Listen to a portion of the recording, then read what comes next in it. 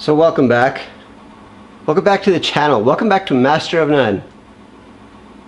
Today we're starting a little something new.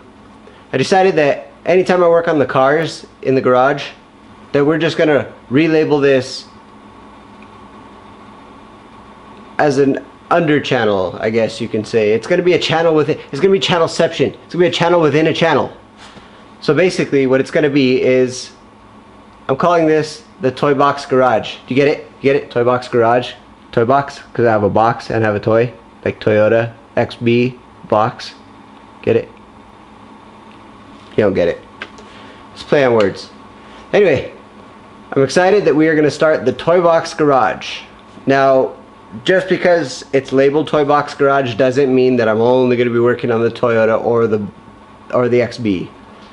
What it means is those are going to be the focal points, we'll say, of the channel. But I will be working on plenty of cars, mostly mine. Maybe I'll throw in a hint of other cars sometimes, but yeah, mostly my cars. And anyway, so let's proceed. Here, roll the intro. Roll the intro. Master of None in TOY-bBOX Garage, or TOY-bBOX Garage featuring the Master of None. Check it out.